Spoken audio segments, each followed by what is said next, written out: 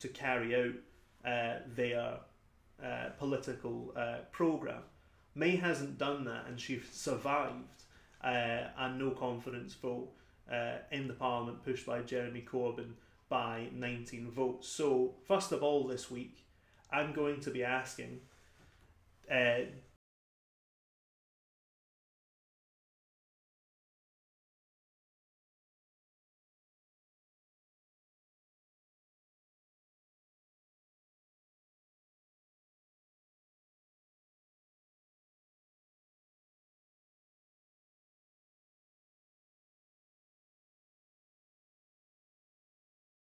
place in the Conservative Party just weeks ago.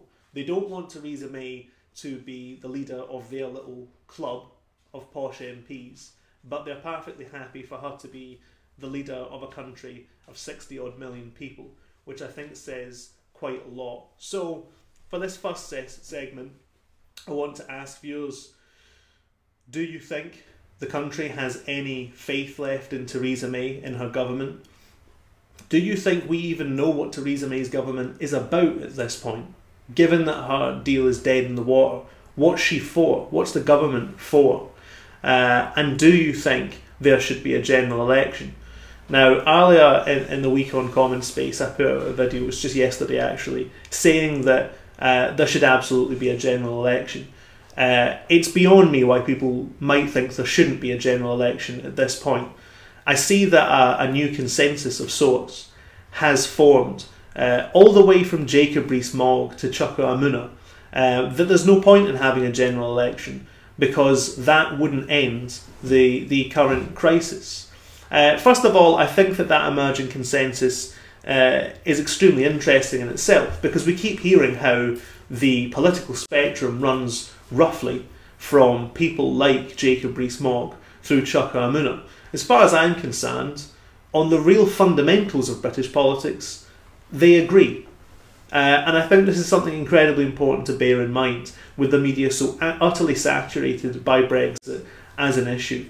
Ultra-Remainers like Chuka Umunna and ultra-Brexiteers like Jacob Rees-Mogg agree on all of the major policy principles of modern British politics. All of them basically agree in the marketisation of society. All of them basically agree on the current trajectory of British society, on not introducing, for example, the kinds of policies that Jeremy Corbyn, Chuka Umunna's leader, has been advocating. But the actual argument they are making, that there's no point in there being a general election because Jeremy Corbyn would then have to try and pursue a Brexit deal and we'd result in the same malaise. It's not for commentators or politicians to make that decision. When a government has failed this badly, the mandate must go to the people. And I find it slightly frightening the extent to which that what I thought was quite a basic and accepted idea in democracy has clearly diminished in standing in society. And any number of newspaper columnists, elected MPs now think that they know better than the public, even when the political system over which they have presided has ground to an absolute standstill. It's totally unprecedented that there would not be an election at this time, and it's the obvious next step in the people asserting what they think about British society in a period of unprecedented crisis. And I'd love to hear if people really think that there shouldn't be a general election at this point. Kieran Bruce says, if we crash out with no deal, where does that leave the possibility of a Section 30? The closer it gets, the more worried I am that the chance is slipping away. That's interesting, Kieran, and we are going to go on in our next section to discuss where next for British society and British politics in terms of the Brexit crisis. To be honest with you, and I think this is why the SNP need to be extremely proactive on independence and thrusting that as a demand into the political situation. All of the solutions that are currently being mooted to the Brexit crisis make Scottish independence, and even a Scottish independence referendum, less likely. So You said there, if there's a no-deal Brexit. Yes, it's true, of course, that the British state would be reluctant to plunge the country into even greater crisis by giving Scots the opportunity to vote to leave the United Kingdom. It should be said, by the way, that you sometimes hear Scottish independence discussed as like a life raft. Britain's going to go down the sinkhole and then Scotland can escape. That's not true under any scenario. If Britain were to crash out of the European Union with no deal, we'd still, even if we had an independence referendum that day, it would still, like with Brexit, be years of negotiations before we actually left the United Kingdom, let alone, depending on what you think about whether Scotland would be fast-tracked back into the EU or would somehow maintain its EU membership status, which I don't think is true. But, let alone renegotiating our position in the European Union, it would be years of negotiations with the United Kingdom under those circumstances. But even if it were to be solved through something like Brexit is solved, and I'm going to get around to this point, this idea of solving Brexit, which I don't think is possible at this point. Even were it to be a people's vote, that would massively strengthen the political establishment. The People's Vote campaign are the campaign who are campaigning for a second EU referendum. If you haven't heard of People's Vote before, in Scotland a few years ago they went by a different name. It was called Better Together. People's Vote and Better Together basically represent the same social forces. It's Tony Blair, it's Alistair Campbell, it's the old New Labour clique. It's the right. It's the kind of centre right of the Conservative Party. It's the CBI. It's the business lobby. It's the same people who launched Better Together, and in some senses, it's the same project. It's about shoring up the establishment centre ground in British politics. Should there be a people's vote, and there's all kinds of problems with that, that will mean the return of creatures like Tony Blair and Alistair Campbell. That will mean the reassertion of their version of establishment politics. Incidentally, the leadership of the People's Vote campaign, people like Vince Cable, the leader of the Liberal Democrats, have already said that if there was a second referendum on leaving the EU, that would set the precedent for having a second referendum if Scots should vote for independence.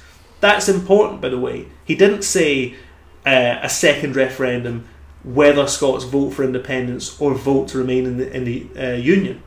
If Scots were to vote to remain in the Union, there wouldn't be a second vote. This is the precedent that's being set by the idea of a people's vote on Brexit. There'd be no question of a people's vote voting again on whether we should leave the European Union had we voted Remain.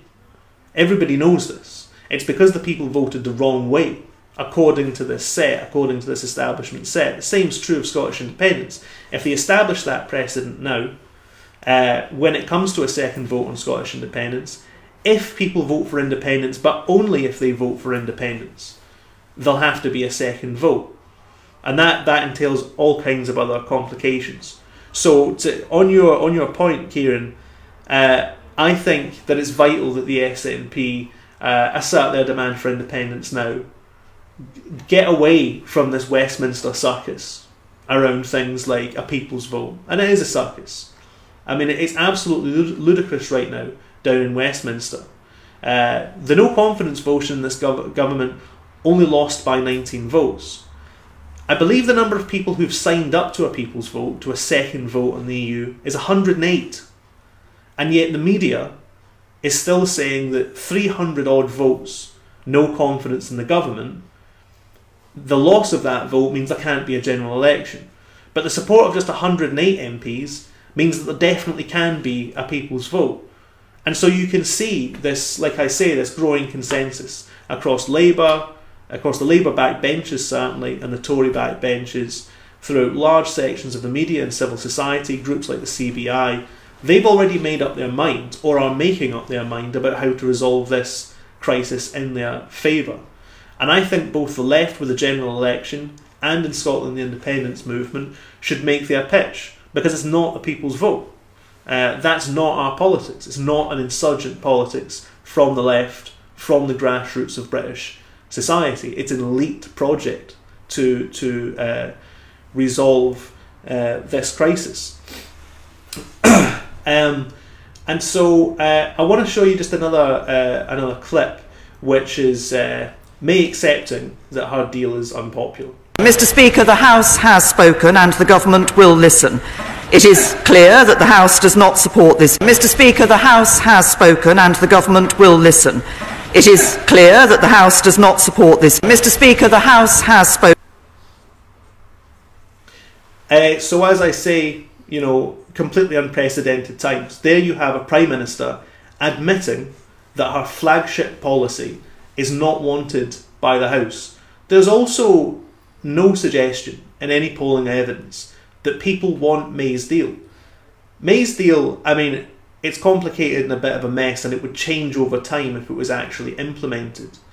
But it's one of several versions that have been put forward that would basically mean that Britain was still, at least for a transition period, which is never ending, as far as we can tell, still subject to all the institutions of the European Union, but with zero say over how that institution operates. It should be said, you know, to a significant degree, the people of Britain already, and other European countries which are members of the European Union, already have very little say, or next to none, what goes on in that institution. But the British state and the British government itself would have far less in the direction of the European Union, and would still be subject to the rules that govern the wider institution.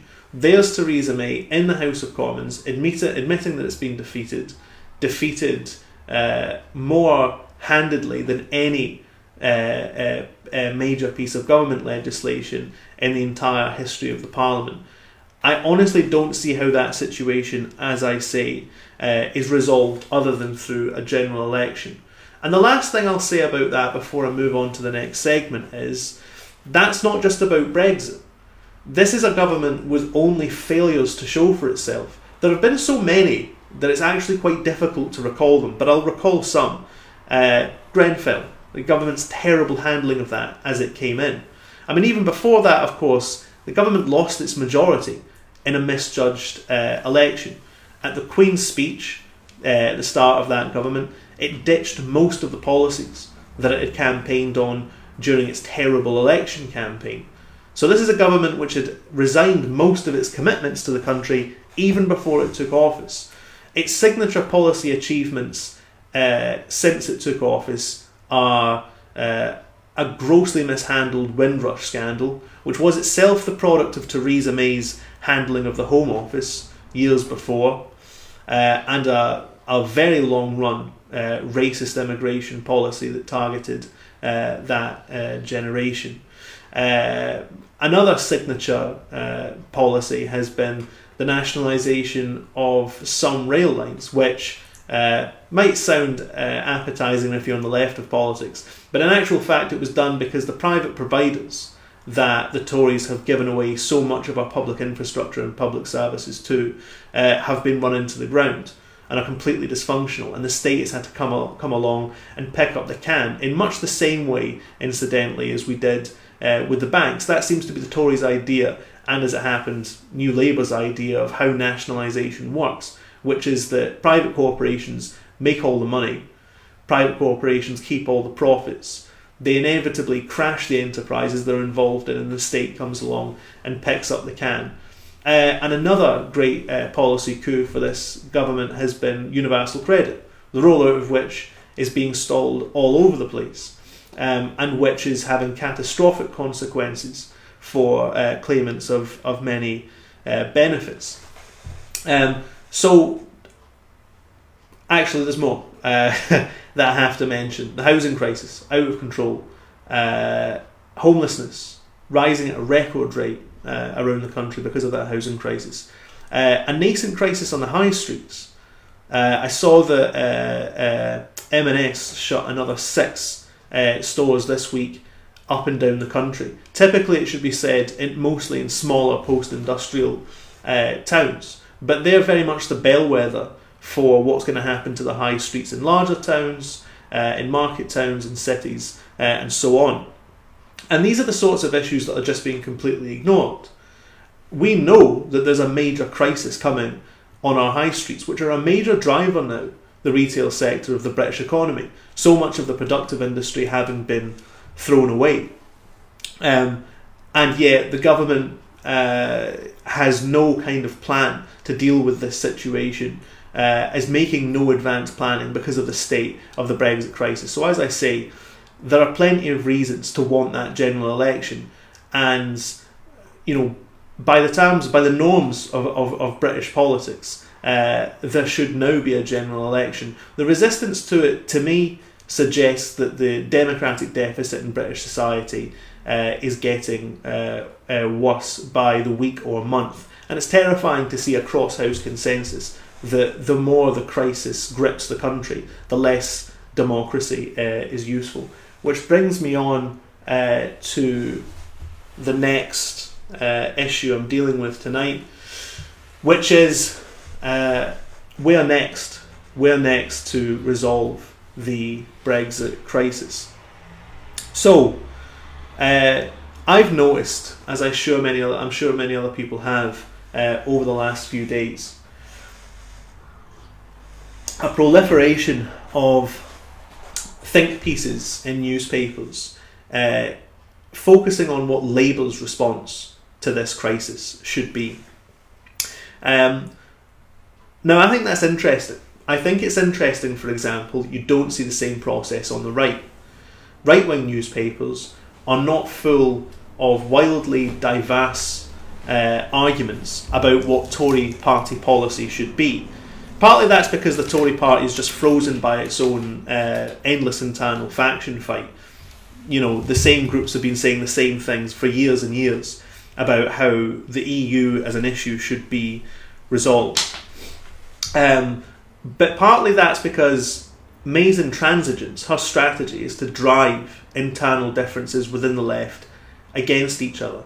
So, for example, figures like Paul Mason, who have now changed their political position, now changed their position on what the EU, what we should be doing with the EU on a dozen occasions, are becoming ever more desperate for the government to pick up their particular angle, whether it be a people's vote, which is one lobby inside the Labour Party, which is now extending from the right wing of the party into parts of the left, whether it's a Norway Plus type deal, whether it's to suspend the Brexit process altogether or rescind Article 50. Now, this for me, as I say, first of all, indicates that the right in politics are playing a good game in making the left infight when it should be the government itself which is in a crisis. This to me is totally the wrong way to approach Brexit as an issue. It's not the role of the left in the biggest crisis of the British state in decades. It's not the role of the left to find clean solutions to the British state's problem. The first issue that should concern the left should surely be to overturn our enemies, to defeat the British state at this impasse, to defeat the UK government. If you're in the independence movement, to me that's pretty straightforward. You should be demanding an independence referendum. Not just because you think independence is always the best way to solve all problems that afflict Scottish society. You should be demanding an independence referendum because that gives you an independent position in this debate. Without that demand, without a demand being made on the UK government from the SNP, from the independence movement for an independence referendum, the only choice that Ian Blackford, the SNP's Westminster leader, or Nicola Sturgeon have is to orientate on one of the solutions provided them by other Westminster forces, by other forces in the British elite. And that's why the SNP is orientated on a so-called people's vote. They're doing so in lieu of the demand for independence. And as I was saying earlier, these are people who are hostile to Scottish independence. People's Vote is a project which is actively hostile to Scottish independence because, apart from anything else, their leaders say that a People's Vote strategy would set a precedent not just to defeat Brexit, but to defeat Scottish independence. So for the leadership of the SNP to be going along with that is, from my point of view, pretty senseless. And it's also the reason why you see, for example, Ian Blackford going for a meeting with Theresa May, where, correct me if I'm wrong, a Scottish independence policy was not the thrust of that meeting with Theresa May. And so, for the independence movement in Scotland, not having an independent position right now is simply to surrender to an enemy political force. I'd say the same thing for the Labour Party and the demand of a general election. If you're in the opposition party and you're not demanding that you replace the government, you inevitably start to adopt lines that are shared by your enemies in politics. So instead of a general election, 70 odd Labour MPs have signed a letter demanding a people's vote. For them, this is a bit more logical because they're simply opposed to the Corbyn project in general. And they very much view a so-called people's vote not as a means to, go and ask the people again. Apart from anything else, by the way, with the people's vote, we don't know what the questions would be. They would very easily become 3 questions that split leave. So, for example, May's deal, no deal, or straightforward remain. And so there's big question marks around whether or not that would ever be viewed as democratically legitimate.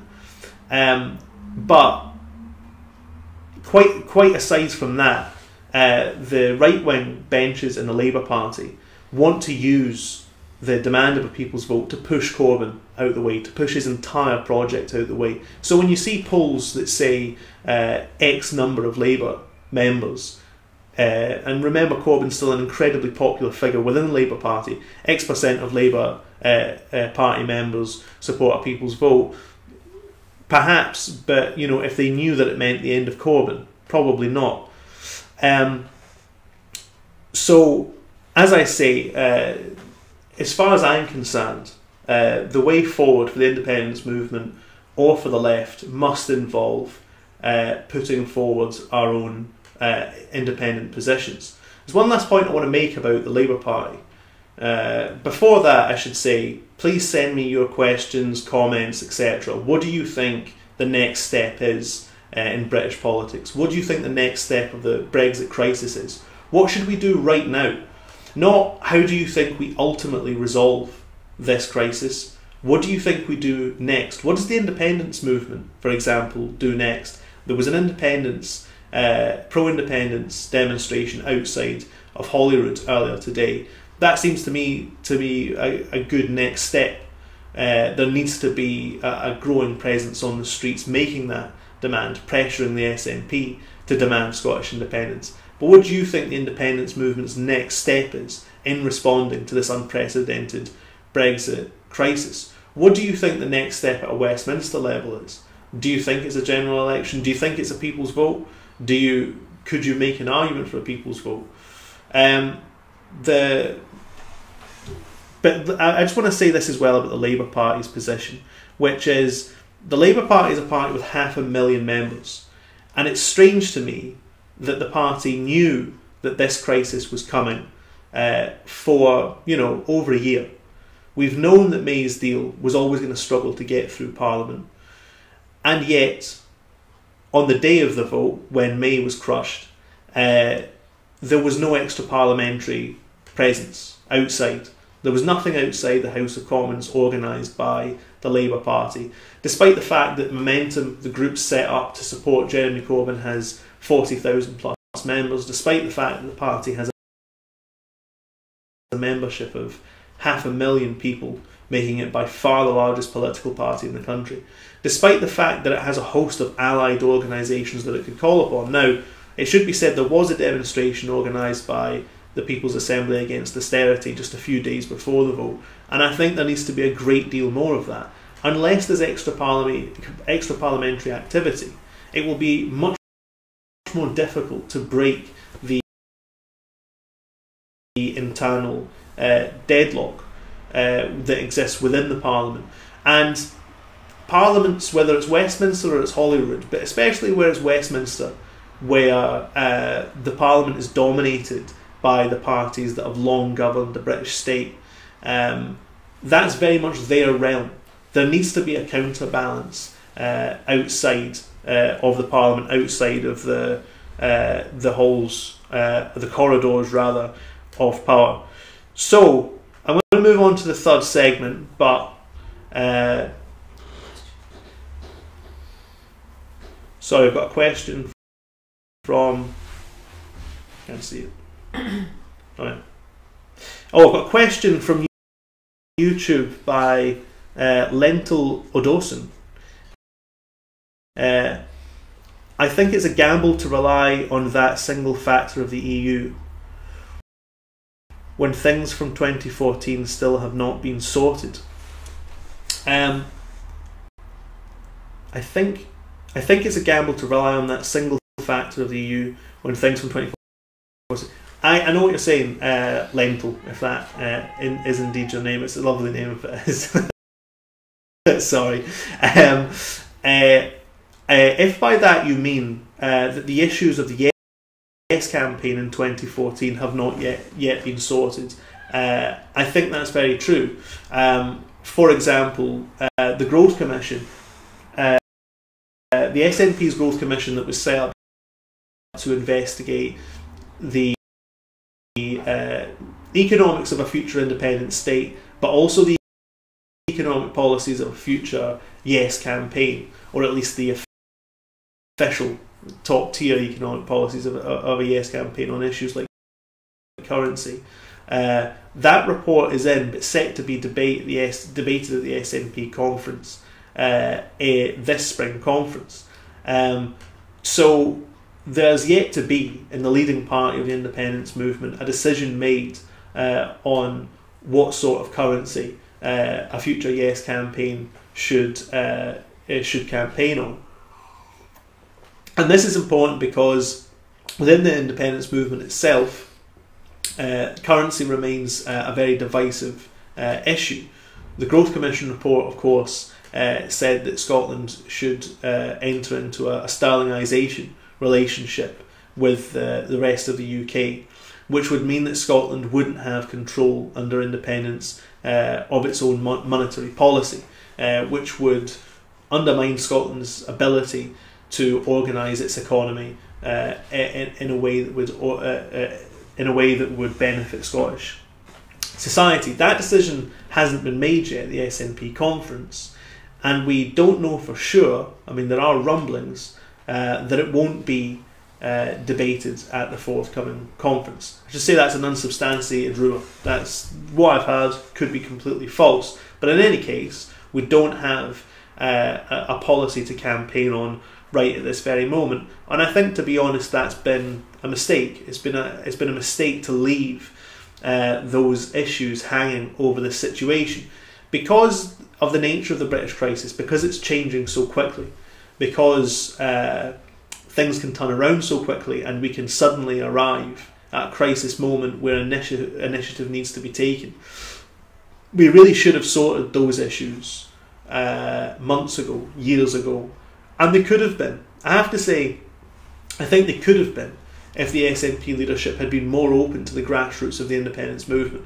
I think there's a lot of good sense in the independence movement, in its grassroots. I think that's why the independence grassroots, as far as we can tell, have roundly rejected the Growth Commission proposal on currency. But to talk a little bit more, and get back to me on that issue if you want to ask a question or put forward your own opinion on that, I want to talk on my last segment tonight about the whether or not there's a civil war inside the SNP. Is there a civil war in the SNP? Now, I know that when the slogan of an SNP civil war was first put forward in the pages of Scottish newspapers, there was a campaign on social media very redolent of the sort of satirical humour that made the Scottish independence referendum movement such an enjoyable period on social media, with people sort of making mock-up battlefields and laughing about exchanges of haggis mortar and so on. mocking the idea there was a civil war. I mean, I think at the time, and this is when it first emerged in the Daily Record, if I remember, that allegations of sexual misconduct has been made against the former SNP Alex Salmond. That phrase, when it was first used, I think was wrong.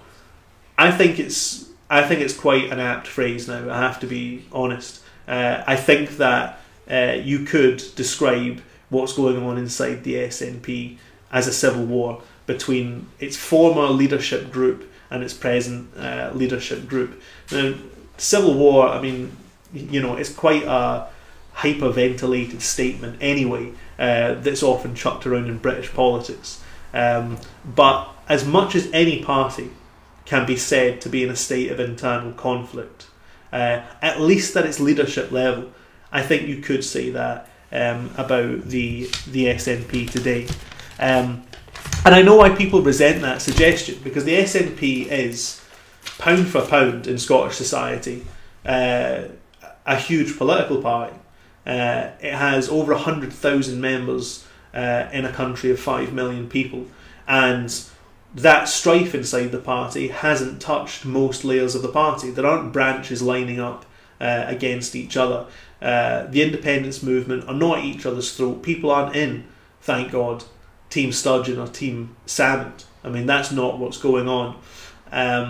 But I do agree with commentators who are saying, I think Ian Water made this point in his most recent column for the Herald, who are saying that it does this infighting at the top of the SNP does show the limitations of the SNP's model as quite a top-down hierarchical party, hierarchical organisation, where tensions within the organisations are basically held at the top of the party. The reason why I'd say I think you can say there's a civil war inside the SNP, and I want to hear from you, of course, if you think that's nonsense, if you don't think there is an SNP civil war. I think you can say that there has been, basically since the collapse of the SNP, the Scottish Government's case against Alex Salmond just shortly before court proceedings were about to begin.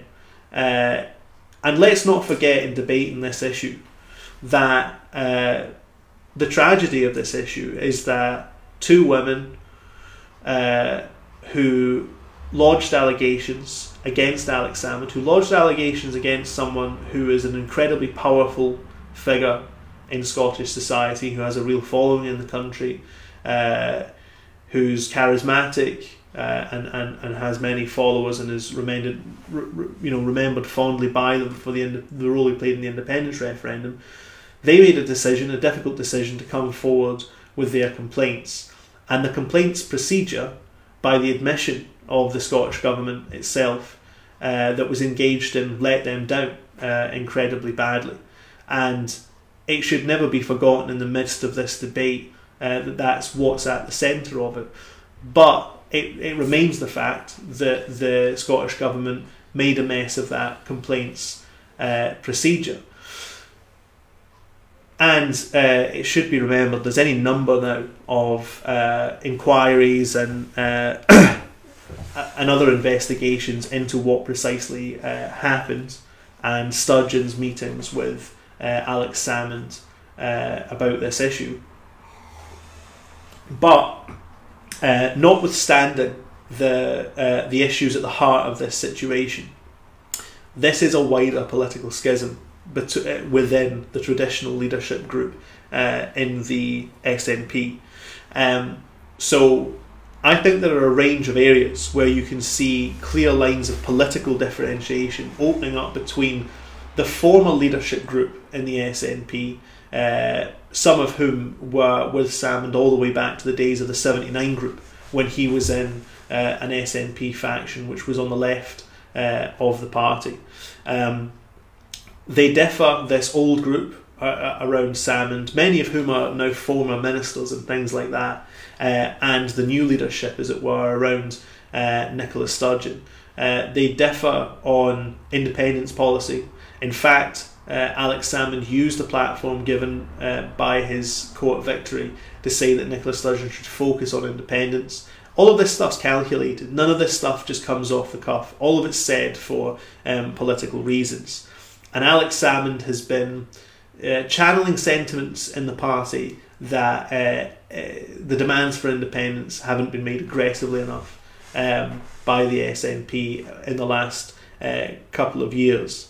I think there's actually also a certain schism in the party on matters of foreign policy. I think that emerged, for example, around the Skripal affair, where Nicola Sturgeon was thought by some more marginal voices inside her own party to have gone too close to the UK government line in what it was saying about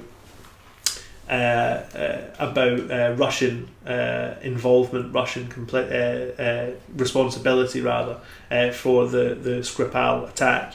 I think there's obviously differences on Brexit policy with those around Salmond or in his current thinking saying that in a sense Brexit has been made too much out of in terms of a reason for Scottish independence. In fact, Alex Salmond's line on this has traditionally been Brexit is the occasion for Scottish independence, but it's not the reason for Scottish independence. And these wider political issues have clustered around this confrontation over the allegations made by two women of sexual misconduct against Alex Salmond.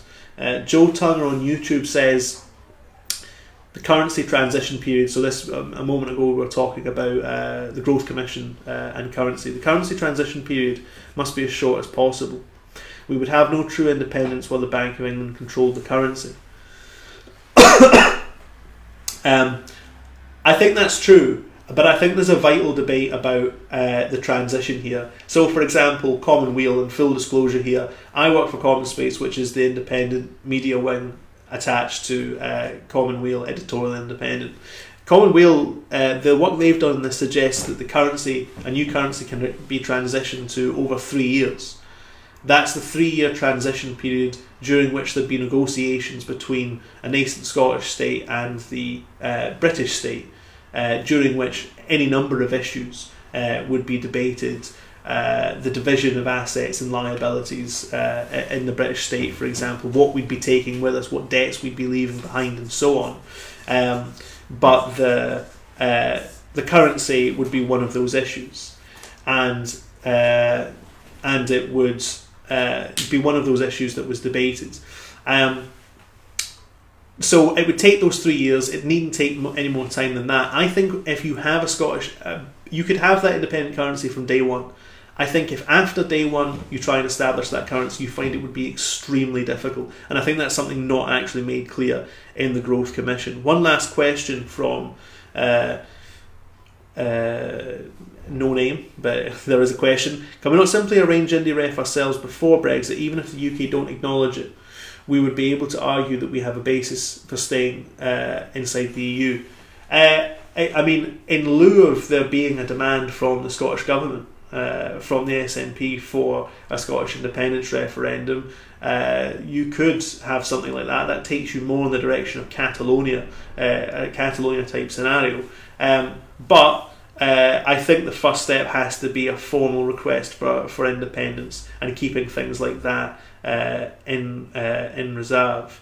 So thanks for those questions. If you have any other questions, do keep sending them in, but we are running out of time here on Beyond the Noise Live. I've been discussing the week that Theresa May's deal finally fell apart, and is there a civil war inside the SNP? Do keep sending in questions, and I'll try and address